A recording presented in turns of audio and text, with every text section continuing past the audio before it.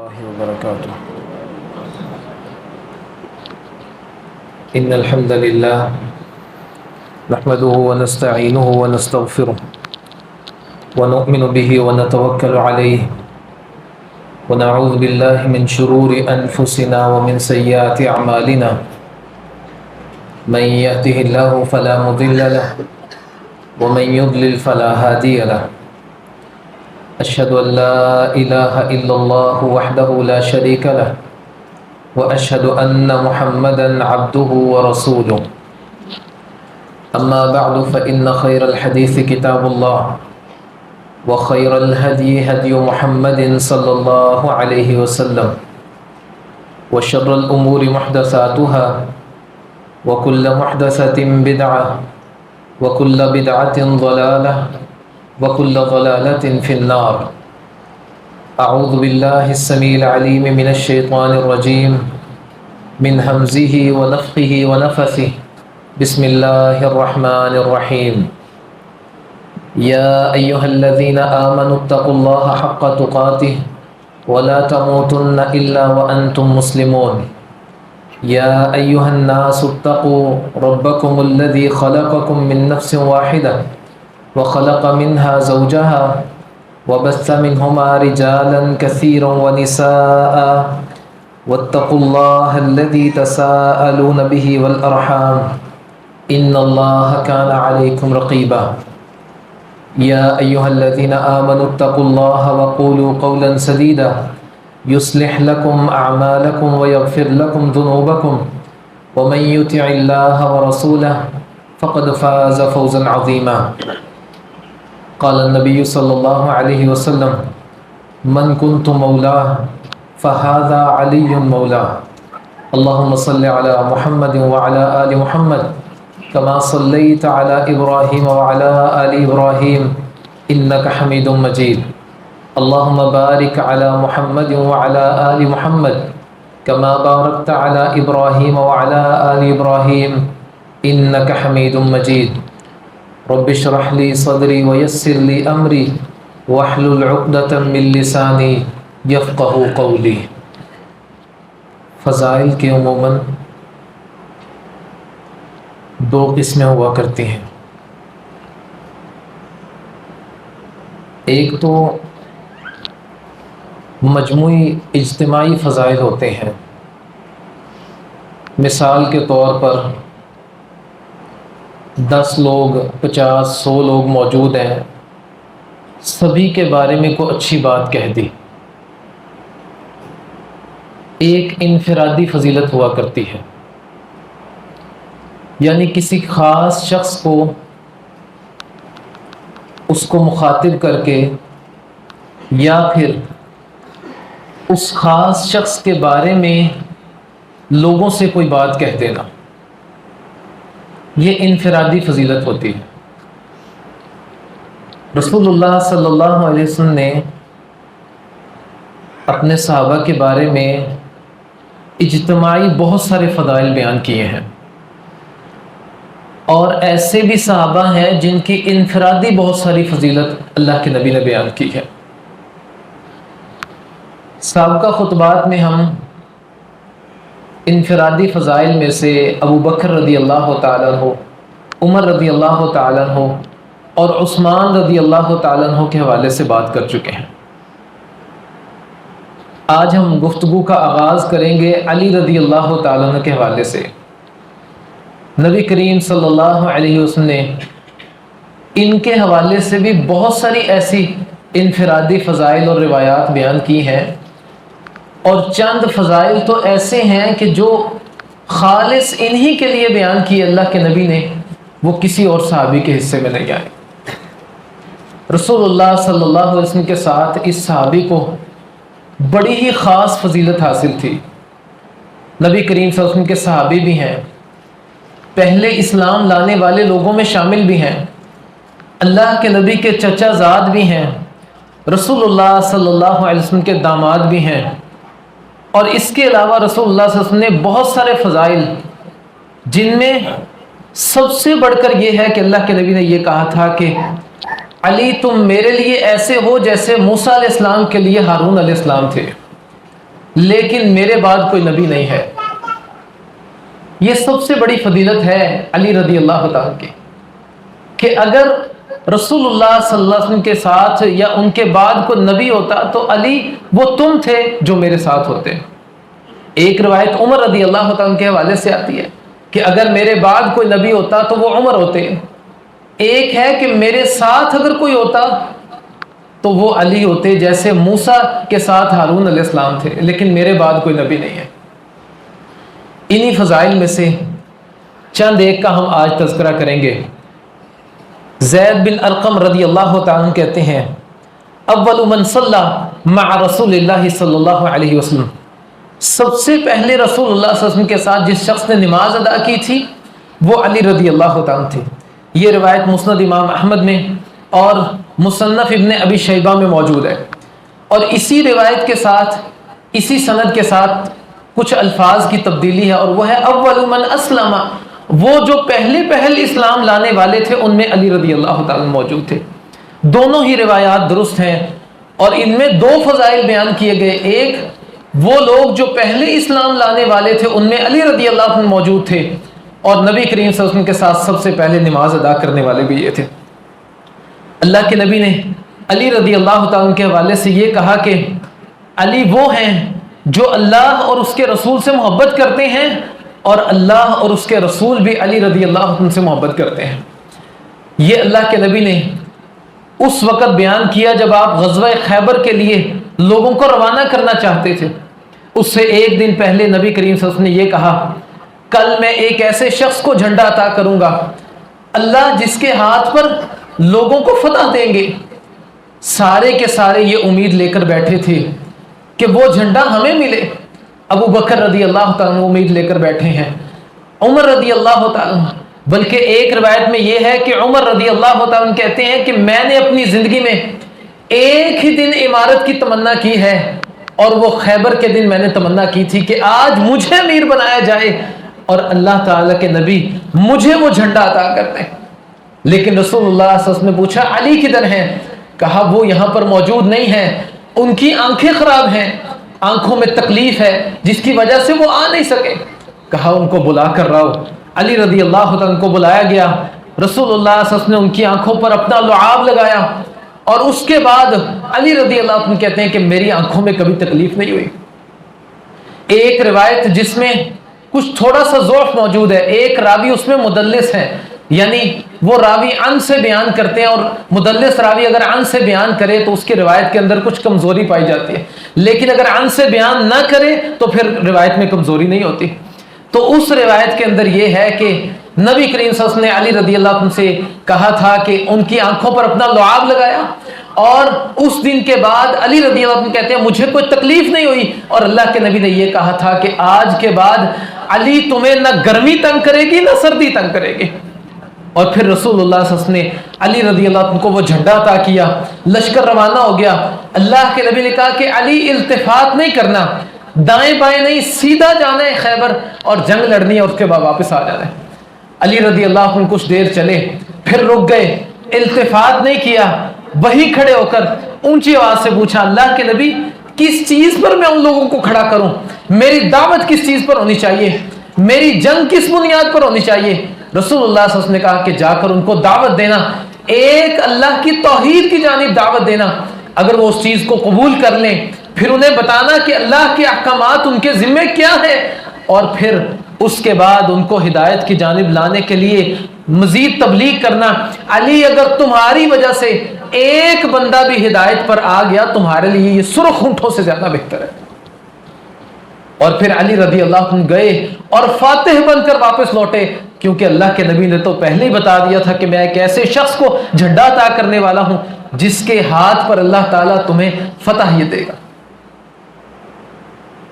اور اسی روایت میں رسول اللہ صلی اللہ علیہ وسلم نے یہ کہا تھا کہ میں جس شخص کو جھنڈا دوں گا وہ اللہ سے اور اس کے رسول سے محبت کرتا ہے، اور اللہ اور اس کا رسول اس سے محبت کرتے ہیں۔ یہ بھی ایک فضیلت ہے علی رضی اللہ تعالیٰ عنہ کی۔ یہ روایت صحیح بخاری میں 3701 نمبر اور مسلم میں 2404 نمبر پر موجود ہے۔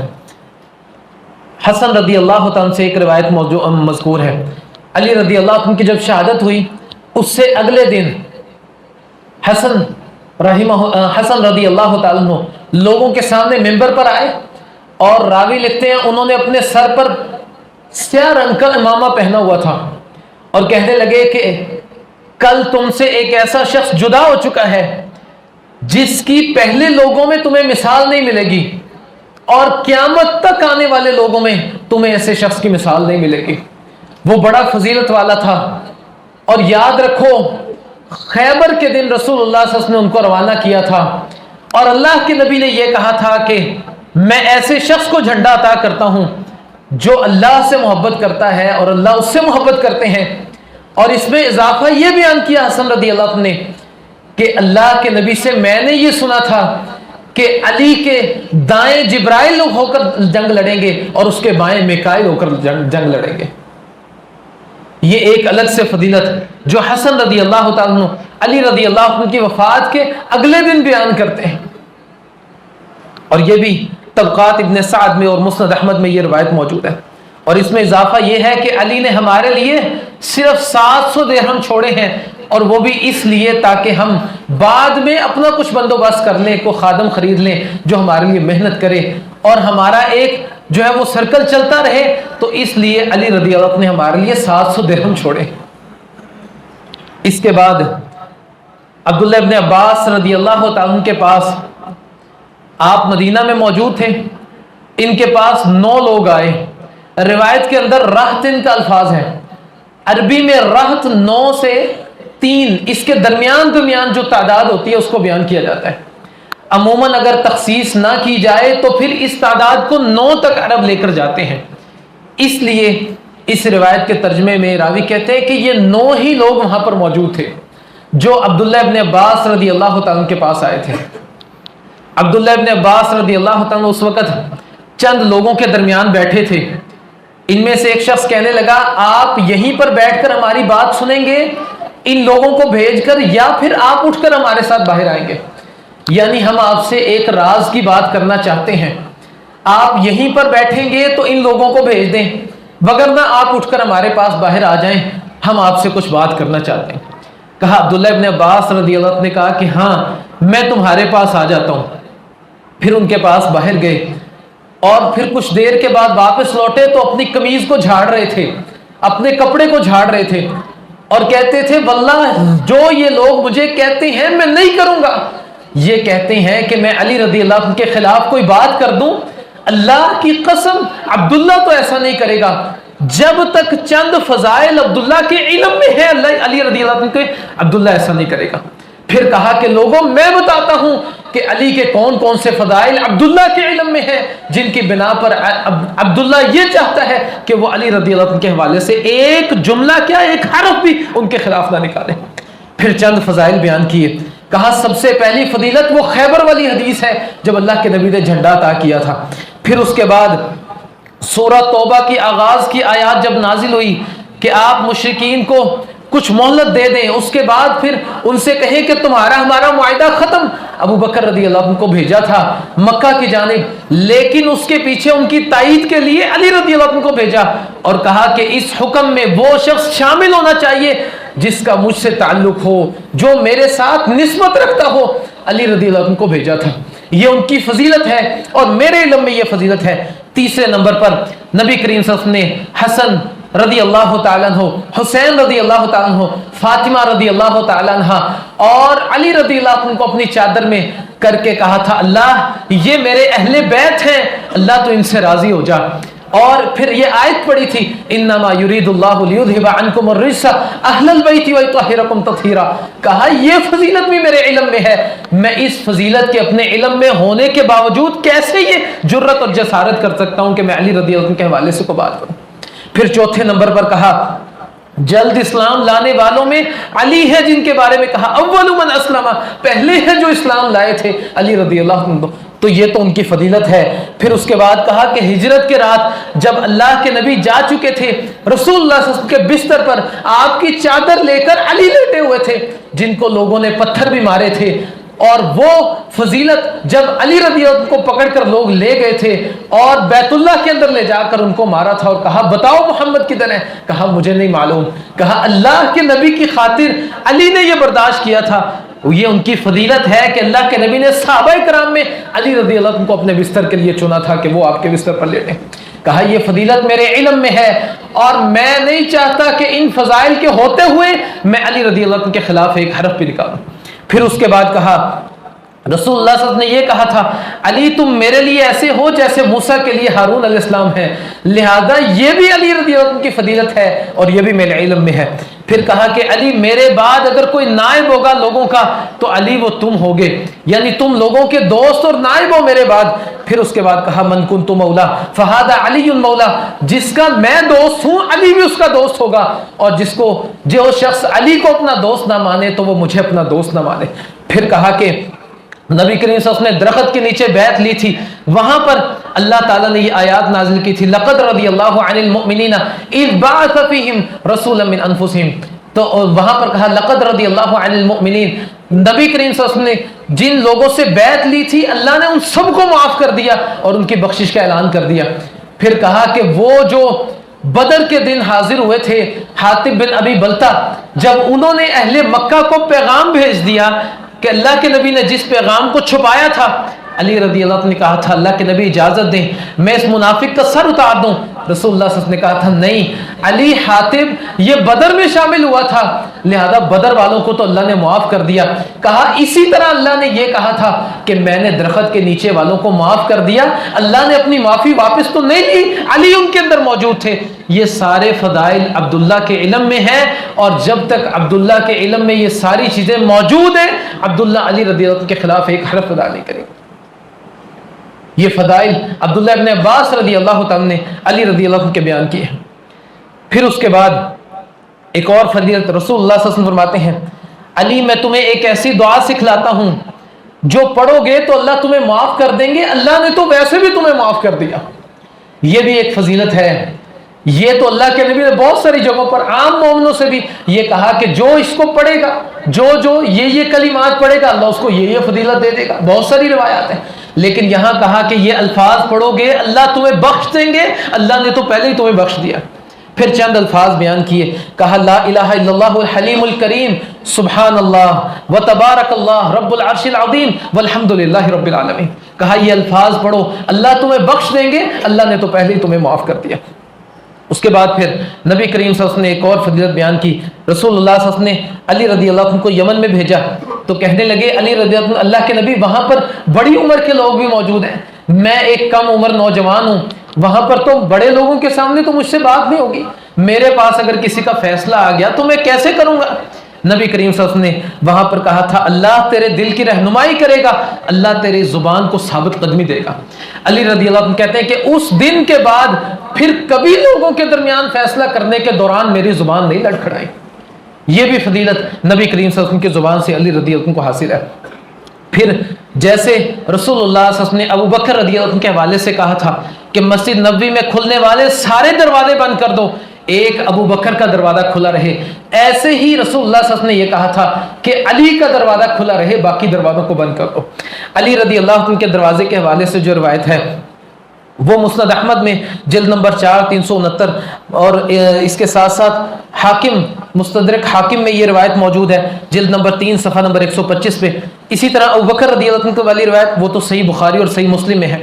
تو ان دونوں روایات میں تطبیق محدثین یہ دیتے ہیں کہ جو ابو بکر رضی اللہ تعالیٰ تھے ان کا دروازہ اللہ کے نبی نے اس لیے کھلا رکھا کیونکہ رسول اللہ صلی اللہ علیہ وسلم کے بعد امارت اور خلافت ابو بکر کو ملنے والی تھی، اور علی رضی اللہ عنہ کا ایک ہی دروازہ تھا جو مسجد کی جانب کھلتا تھا، اس لیے اس دروازے کو کھلا رکھا گیا۔ تو بہرحال جو بھی تطبیق دی جائے ان دونوں کے بارے میں صحیح روایات ملتی ہیں کہ اللہ کے نبی نے صرف ان دو شخصیات کے بارے میں کہا تھا کہ ان کا دروازہ مسجد نبوی کے اندر کھلا رہے، باقی لوگوں کے دروازے بند کر دیں۔ دروازوں سے مراد یہ ہے کہ صحابہ کرام نے اپنے اپنے گھر جو مسجد نبوی کے ساتھ تھے ان کے دو دروازے، ایک باہر کی جانب کھلتا تھا ایک مسجد کی جانب، تاکہ مسجد میں جتنی جلدی ہو سکے وہ آ جائیں، اس لیے رسول اللہ صلی اللہ علیہ وسلم نے ان دروازوں کو پھر بند کروا دیا تھا۔ اس کے بعد رسول اللہ صلی اللہ علیہ وسلم نے وہ روایت جو ہم نے پہلے بھی سنی ہے کہ ہارون علیہ السلام کی مانند علی رضی اللہ تعالیٰ تھے. یہ روایت نبی کریم صلی اللہ علیہ وسلم نے اس وقت بیان کی جب اللہ کے نبی غزوہ تبوک پر گئے تھے اور علی رضی اللہ عنہ کو پیچھے اپنا نائب بنایا. لوگوں نے باتیں کرنی شروع کر دی کہ دیکھو محمد رسول اللہ صلی اللہ علیہ وسلم علی رضی اللہ عنہ کو پیچھے چھوڑ گئے, عورتوں اور بچوں کے پاس چھوڑ گئے.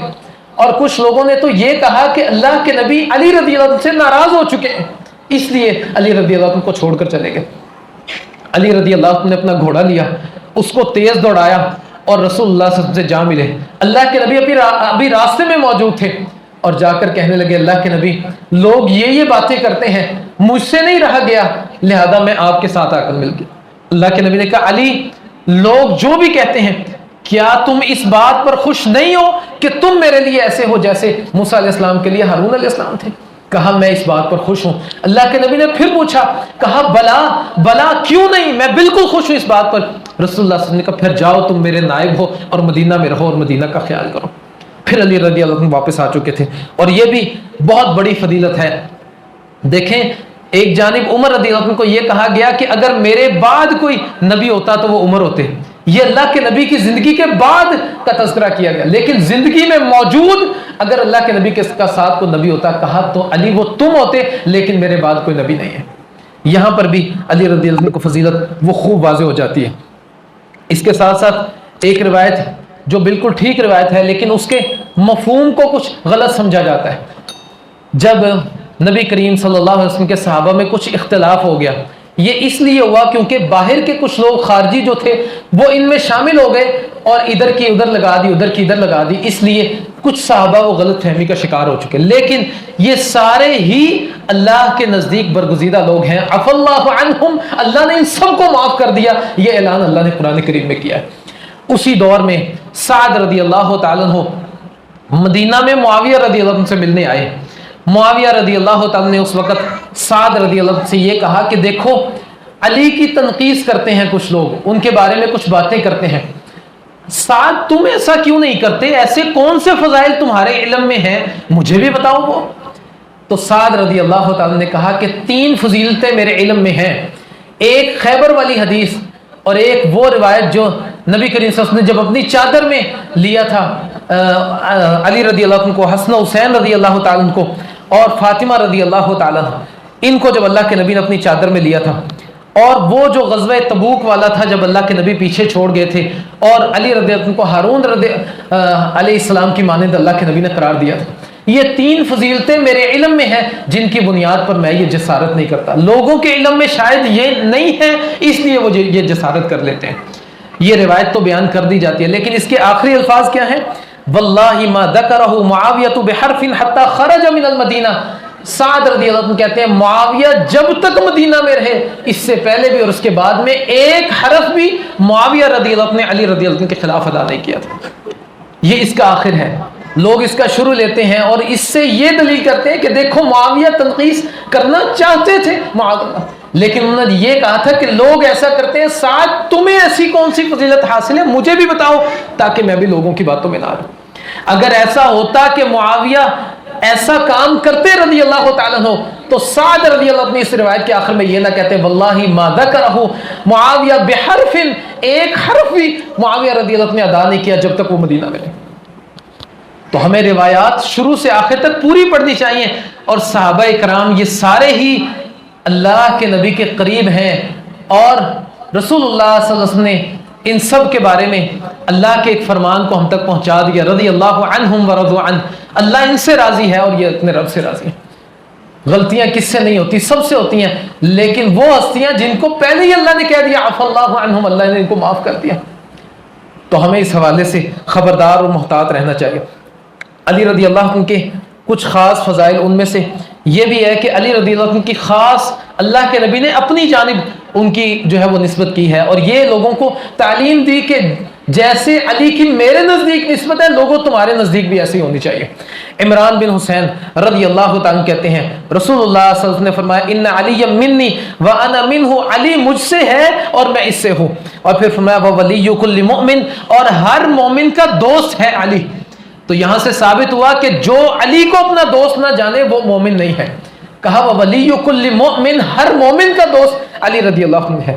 اسی طرح فرمایا انت منی وانا منک، علی میں تجھ سے ہوں اور تو مجھ سے ہے. صحیح بخاری میں 4251 نمبر پر یہ روایت موجود ہے.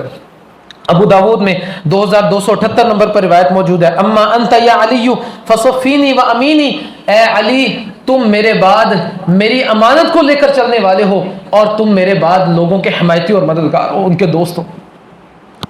اسی طرح رسول اللہ صلی اللہ علیہ وسلم نے فرمایا من کنت مولاہ فہذا علی مولا، جس کا میں دوست ہوں یہ علی اس کا دوست ہے، لہذا جو مجھے اپنا دوست مانتا ہے اس کو علی کو بھی اپنا دوست بنانا پڑے گا.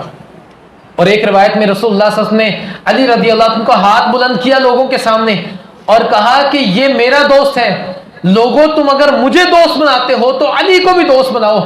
پھر اس کے بعد کہا کہ اللہ میں علی کو دوست رکھتا ہوں، اللہ تو اس کو دوست رکھ جو علی کو دوست رکھے، اللہ جو علی سے دشمنی کرے تو اس سے دشمنی کر. یہ بہت بڑی فضیلت رسول اللہ صلی اللہ علیہ وسلم نے علی رضی اللہ عنہ کے حوالے سے بیان کی. علی رضی اللہ عنہ کو ایک لشکر کا امیر بنا کر بھیجا گیا. اس لشکر میں جب اس لشکر کو اللہ تعالیٰ نے فتح دی تو مال غنیمت کچھ حصے میں آیا، سارے لوگوں میں وہ تقسیم ہو گیا اور علی رضی اللہ عنہ کے ذمے یعنی ان کے حصے میں ایک لونڈی آئی. 4 لوگوں نے یہ خواہش کی کہ یہ لونڈی تو ہمیں ملنی چاہیے، لیکن چونکہ علی رضی اللہ عنہ امیر تھے لہذا جس طرح سے لوگوں کی رضامندی سے تقسیم کیا ایسے ہی لوگوں نے رضامندی کا اظہار کیا اور ان لوگوں نے بعد میں یہ خواہش کر دی. مال تو تقسیم ہو چکا تھا، لہذا رسول اللہ صلی اللہ علیہ وسلم کے پاس آئے. اب نبی کریم صلی اللہ علیہ وسلم کے پاس موجود تھے تو ایک بندہ کھڑا ہوا اور اس نے علی رضی اللہ عنہ کے حوالے سے یہ بات کرنی شروع کر دی. دیکھیں جی علی رضی اللہ عنہ نے ایسے کیا اور ایسے کیا اور ایسے کیا. اللہ کے نبی نے اس بندے سے اپنا چہرہ پھیر لیا. پھر دوسرا کھڑا ہوا، اس نے بھی یہی بات کی. پھر تیسرا کھڑا ہوا، پھر چوتھا کھڑا ہوا. 4 نے جب یہ بات کی اللہ کے نبی ان کی طرف متوجہ ہوئے اور کہا کہ علی مجھ سے ہے اور میں علی سے ہوں اور میرے بعد ہر مومن کا دوست اور ولی علی ہے. من سب علی فقط سبانی، جس نے علی کو برا کہہ دیا اس نے تو مجھے برا کہہ دیا. اور ایک روایت میں فرمایا من ادا علی فقط آذانی، جس نے علی کو تکلیف دے دی اس نے تو مجھے تکلیف دے دی. جیسے فاطمہ رضی اللہ عنہ کے والے سے بیان کیا تھا نا کہ فاطمہ میرے جگر کا ٹکڑا ہے، میری بہت ہی زیادہ قریب ہے، یہ میری شہزادی ہے. جس نے فاطمہ کو تکلیف دے دی اس نے مجھے تکلیف دے دی، جس نے فاطمہ سے بغض رکھا اس نے مجھ سے محمد صلی اللہ علیہ وسلم سے بغض رکھا. اور اللہ کے نبی نے بڑے ہی واضح الفاظ میں کہا تھا کہ میں تم میں 2 چیزیں چھوڑ کر جا رہا ہوں. جیسے کتاب اللہ اور سنتی کے الفاظ ہیں کہ اللہ کی کتاب اور میرا طریقہ، اسی طرح کہا کتاب اللہ و عطرتی، میری کتاب اور میرے گھر والے میرے بعد ان دونوں کا خیال رکھنا اور ان دونوں کے ساتھ تم حسن سلوک کرنا. تو ان دونوں میں علی رضی اللہ عنہ اہل بیت میں وہ بلولا شامل ہے، باقی بھی آپ کی ازواج مطہرات بھی شامل ہیں، فاطمہ رضی اللہ عنہ آپ کی بیٹیاں بھی شامل ہیں، آپ کے نواسے نواسیاں بھی اس میں شامل ہیں، لیکن علی رضی اللہ عنہ بلولا اس میں شامل ہیں. بہت ساری نسبتیں علی رضی اللہ عنہ کو نبی کریم صلی اللہ علیہ وسلم سے جو ہے وہ ملتی ہیں. تو علی رضی اللہ تعالیٰ عنہ کے حوالے سے بات کرنا ان کے خلاف یہ تو درکنار، ذہن میں بھی ان کے خلاف کوئی ایک حرف بھی وہ موجود نہیں ہونا چاہیے، وگرنہ رسول اللہ صلی اللہ علیہ وسلم نے یہ فرمایا کہ جو علی سے محبت کرے وہ مومن ہے اور جو علی سے بغض رکھے تو یہ نفاق کی علامت ہے، یہ بندہ منافق ہے. سعد بن مالک رضی اللہ عنہ کہتے ہیں کہ اگر کوئی شخص میرے سر کے اوپر آری رکھ دے اور مجھے یہ کہے کہ علی کے بارے میں ایک لفظ ان کے خلاف کہہ دو تو چلا دے میرے سر پر آری، لیکن سعد کی زبان سے ایک حرف بھی علی کے خلاف نہیں نکلے گا. تو یہاں سے ہمارے لیے واضح ہو جانا چاہیے کہ صحابہ کرام کے نزدیک علی رضی اللہ عنہ کی کتنی وقت اور کتنی اہمیت تھی. یہ چند ایک فضائل تھے، کچھ مزید بھی ہیں، آئندہ خطبے میں ہم انشاءاللہ ان کا تذکرہ کریں گے. اللہ تعالی ہم سب کے ساتھ خیر والا معاملہ کرے، صحابہ کرام کی عزت اور توقیر اس کو سمجھنے کی توفیق عطا فرمائے اللہ تعالی، اور نبی کریم صلی اللہ علیہ وسلم کے تمام فرامین ان کو اپنانے کی، ان پر ثابت قدمی اختیار کرنے کی اللہ تعالی توفیق عطا فرمائے. اقول قولی ھذا واستغفر اللہ لی ولکم.